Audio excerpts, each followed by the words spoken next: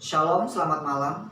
Kembali malam ini kita akan merenungkan firman Tuhan melalui renungan malam seiman tanggal 26 Agustus 2020 yang ditulis oleh Ibu Kathleen dan Pendeta Jonathan Kuntaraf dengan judul Gereja sebagai sebuah keluarga. Kita satu dalam doa. Tuhan, terima kasih untuk kesempatan yang telah Engkau berikan bagi kami, sehingga pada kesempatan ini kami boleh kembali merenungkan akan sebagian dari firman-Mu. Kiranya tuntunan Roh Kudus-Mu menjadi bagian kami ya Bapa. Di dalam nama Tuhan Yesus kami berdoa. Amin. Kebenaran firman Tuhan pada malam hari ini terdapat di dalam buku Efesus 3 ayatnya yang ke-15. Itulah sebabnya aku sujud kepada Bapa, yang daripadanya semua turunan yang di dalam surga dan di atas bumi menerima namanya. Gereja surgawi maupun yang berada di dalam dunia dianggap sebagai satu keluarga. Ada dua metafora yang digunakan untuk menggambarkan bagaimana orang yang menggabungkan diri dalam keluarga ini, yaitu melalui adopsi. Sebagaimana dalam Roma 8 ayat 14 sampai 16 menerangkan, dan juga melalui kelahiran baru seperti yang tertulis di dalam Yohanes 3 ayatnya yang ke-8. Sedangkan di dalam Galatia 3 ayat 26 sampai Galatia pasal 4 ayat 7 menggambarkan bahwa melalui iman dalam Kristus, barang siapa yang telah dibaptiskan tidak lagi menjadi seorang hamba, melainkan menjadi anak-anak Bapa surgawi yang hidup berdasarkan perjanjian baru.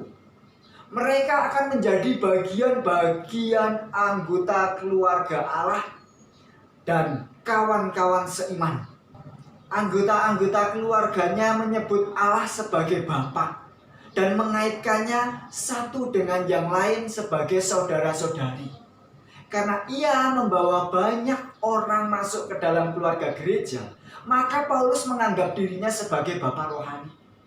1 Korintus 4 ayat 15, Paulus mengatakan bahwa akulah yang dalam Kristus telah menjadi bapamu oleh Injil. Ia mengatakan juga bahwa orang yang dibawanya itu adalah sebagai anak-anak yang kukasihi, sebagaimana ditulis oleh Paulus dalam 1 Korintus 4 ayatnya yang ke-14. Ciri-ciri istimewa gereja itu sebagai keluarga ialah persekutuannya yang dalam bahasa Yunani disebut dengan koinonia. Dalam Filipi 1 ayat 15 menerangkan bahwa persekutuan ini bukanlah sekedar sosialisasi saja, melainkan persekutuan dalam berita Injil. Hal ini menyangkut persekutuan yang murni dengan Allah Bapa, anak-anaknya, dan Roh Kudus.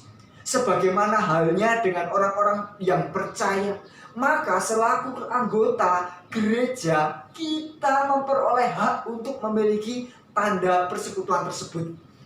Metafora gereja dengan menggunakan lambang keluarga menunjukkan sebagai gereja itu memiliki penuh perhatian di mana orang dikasihi, dihormati, dan dianggap sebagai orang yang penting.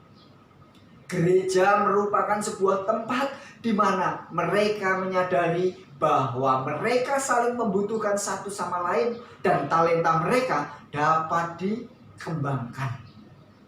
Gereja merupakan suatu tempat di mana orang-orang dapat bertumbuh dan dilengkapi serta memiliki suatu tanggung jawab.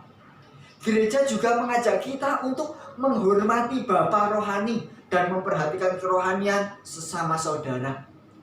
Kita akan dapatkan setiap anggota mengasihi satu sama yang lain dengan kesetiaan yang mendalam dan saling mengukuhkan satu sama lain. Kita semua adalah anggota keluarga Allah yang mempunyai banyak perbedaan latar belakang serta budaya yang beragam, bahkan sifat dan watak yang berbeda satu sama yang lainnya. Namun sebagai satu keluarga, kita dapat saling menguatkan, mengampuni, dan mengasihi satu sama lain.